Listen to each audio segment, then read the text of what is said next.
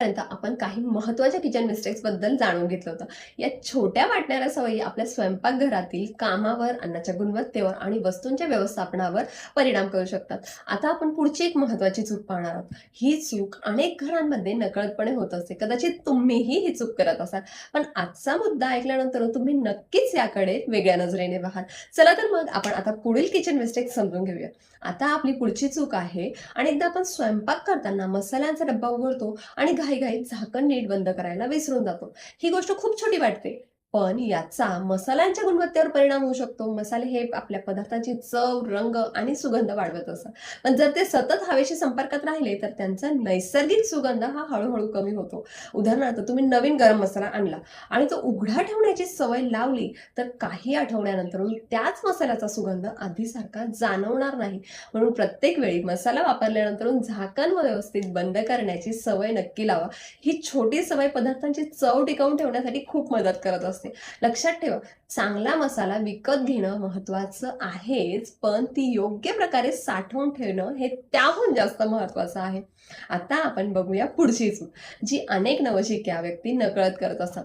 अनेक वेळा आपण गॅस सुरू करतो आणि मग कांदा कुठे आहे, टोमॅटो कुठे आहे, मसाला कुठे ठेवला आहे हे शोधाशोध करायला लागत असतो.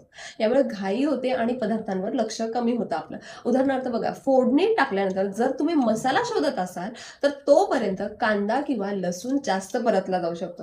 व्यावसायिक शेफ काय सवय ठेवतात ते मी तुम्हाला सांगते. ते स्वयंपाक सुरू करण्यापूर्वी सर्व साहित्य मोजून, चिरून आणि जवळ ठेवत असतात. यामुळे काम त्यांचं अधिक व्यवस्थित होतं आणि चुकांची शक्यता आता खूपच कमी होते. म्हणून पुढच्या वेळी स्वयंपाक सुरू करण्यापूर्वी 2 मिनिटं काढा आणि सर्व साहित्य आपल्या सोबत ठेवा. आता आपण वेळ वाचवण्यासाठी सकाळी किंवा आदल्या दिवशीच भाज्या चिरून ठेवतात, ही चूक बघणार आहोत.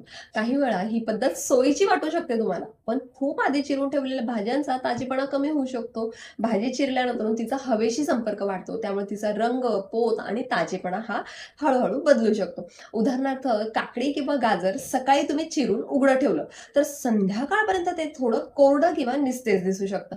म्हणून शक्य असेल तेव्हा स्वयंपाकाच्या जवळच्या वेळेत तुम्ही भाज्या चिरा. यामुळे पदार्थ अधिक ताजं आणि आकर्षक दिसतं. आता आपण बघूया पुढची चूक. ती म्हणजे स्वयंपाकघरातील डबे लेबल न लावता ठेवणं. आता आपल्या स्वयंपाकघरात अनेक डबे असतात. काहींमध्ये पीठ असतं, काहींमध्ये रवा असतो, काहींमध्ये डाळी असतात, काहींमध्ये इतर काही साहित्य असतं. जर डब्यांवर कोणतीही ओळख नसेल तर अनेकदा चुकीचा पदार्थ आपल्या हातात येतो. उदाहरणार्थ, घाईच्या वेळी साखरेऐवजी मीठ हातात आलं तर किंवा रव्याऐवजी दुसरं पीठ घेतलं, हे अशा गोष्टी घडत असतात.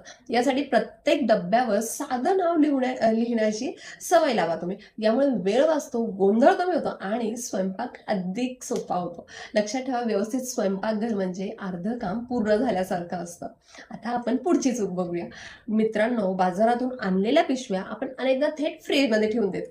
पण त्या आधी 2 मिनिटे काढून प्रत्येक भाजी, फळ तपासणं खूप महत्त्वाचं आहे. कारण एखादं फळ किंवा भाजी आधीच खराब होण्यास सुरुवात झालेली असेल तर त्याचा परिणाम जवळच्या इतर वस्तूंवर पण होऊ शकतो. उदाहरणार्थ, टोमॅटोच्या पिशवीत एक टोमॅटो जरी खराब असला तर काही दिवसांमध्ये इतर टोमॅटोवरही त्याचा परिणाम तुम्हाला दिसू शकतो.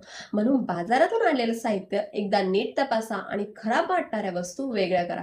ही छोटी सवय अन्न वाया जाणं कमी करण्यासाठी मदत नक्की करणार आहे.